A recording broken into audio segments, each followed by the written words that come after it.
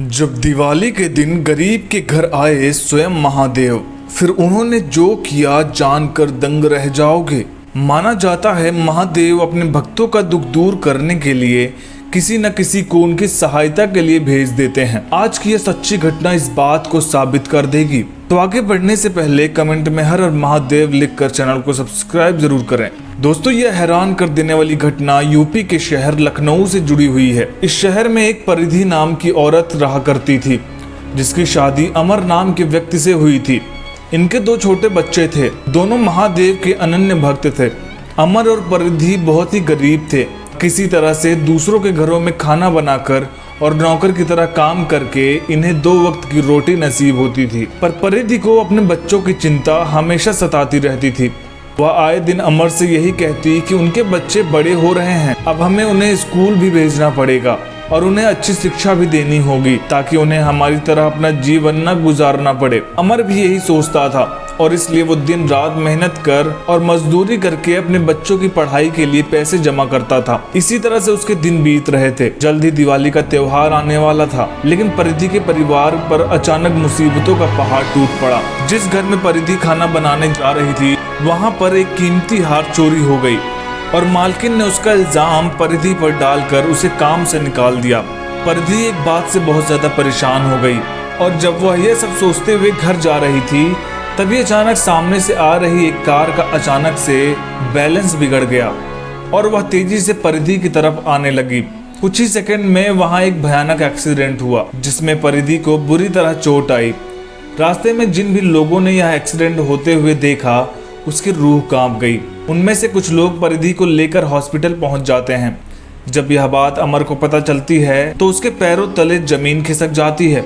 वह तुरंत अपना सारा काम छोड़कर हॉस्पिटल पहुंच जाता है। जब वह परिधि को इस हाल में देखता है तो उसकी आंखों से आंसू बहने लगते हैं। तभी वहां डॉक्टर आते हैं और उससे कहते हैं कि परिधि के ब्रेन में बहुत गहरी चोटें आई हैं और उसका तुरंत ऑपरेशन करना पड़ेगा, वरना उसकी जान भी जा सकती है। डॉक्टर उसे 70,000 रुपये काउंटर पर जमा करने के लिए कहते हैं।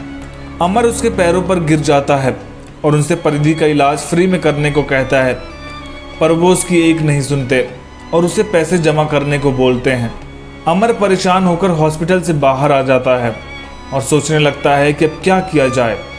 अगले दिन दिवाली होती है और उसे 3 दिन में हॉस्पिटल में पैसे जमा करने होते हैं। वह जिस जगह पर मजदूरी करता है वहां पर जाकर अपने मालिक से मदद मांगता है, पर उसे डांट कर भगा देते हैं। वह शाम तक हार कर घर वापस आ जाता है। उसके बच्चे भी भूख से परेशान होते हैं, पर वह अपने पिता को परेशान देखकर सब समझ जाते हैं और कुछ नहीं कहते। जब अगले दिन दिवाली की सुबह होती है और अमर की आंख खुलती है तो वह हैरान रह जाता है। वह देखता है कि उसके दोनों बच्चे नए कपड़े पहनकर बैठे होते हैं और उनके साथ पास में ही एक नाग और नागिन बैठे होते हैं। वह उन्हें देखकर डर जाता है और अपने बच्चों को अपने पास खींच लेता है। तभी वो नाग और नागिन इंसान के रूप में आ जाते हैं और अमर से कहते हैं कि उन्हें डरने की ज़रूरत नहीं है। अमर उनसे पूछता है कि वो आखिर यहाँ क्या कर रहे हैं, उन्हें अमर से क्या काम है। यह सुनकर वह इच्छाधारी नागिन पहले तो अमर से माफ़ी मांगती है, फिर उसे सारी कहानी सुना देती है। वह अमर को बताती है कि वो दोनों इच्छाधारी नाग और नागिन हैं। वह कहती है कि जिस दिन उसकी पत्नी परिधि का एक्सीडेंट हुआ वह उसी जगह मौजूद थी, बल्कि यह जो कुछ भी हुआ वह उसी की वजह से हुआ। जिस कार से परिधि का एक्सीडेंट हुआ उसका ड्राइवर एक बहुत ही ज़्यादा निर्दयी और पापी आदमी था। उसने हमारे बच्चे को मारा था। एक्सीडेंट के कुछ दिन पहले मेरा बच्चा उस आदमी के घर के पास से गुजर रहा था और जब उस आदमी ने उसे देखा तो उसको कैद करना चाहा। जब मेरा बच्चा वहां से बच के भागने लगा तो उस आदमी ने गुस्से में उसे पास ही पड़े एक पत्थर से कुचलकर बेरहमी से मार डाला। उसी दिन मैंने और मेरे पति ने अपने बच्चे के कत्ल का बदला लेने का फैसला कर लिया। एक्सीडेंट वाले दिन जब वह आदमी कार से जा रहा था, अचानक से मैं उसकी कार के सामने आ गई और उसका बैलेंस बिगड़ गया। अभी दूसरी तरफ से परिधि आ रही थी और वह गाड़ी से टकरा गई। इस सब के पीछे मेरा ही हाथ है, पर मेरा परिधि को मारने का कोई भी इरादा नहीं था, इसलिए हम यहाँ अपनी गलती का प्रायश्चित करने आए हैं। परिधि के एक्सीडेंट से संबंधित यह सारी बातें सुनकर अमर की आंखों से आंसू बहने लगते हैं और वह जोर जोर से रोने लगता है। इच्छाधारी नाग उसे चुप कराता है और उससे वादा करता है कि उसकी पत्नी को कुछ भी नहीं होगा, वह वापस पहले जैसी हो जाएगी। तब अमर उसे बताता है कि यह भला कैसे मुमकिन है।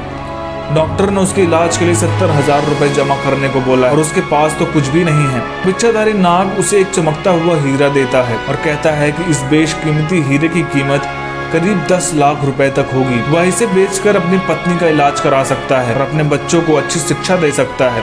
उस हीरो को देखकर अमर चौंक जाता है और उनसे कहने लगता है कि भला वह इतनी महंगी चीज उनसे कैसे ले सकता है।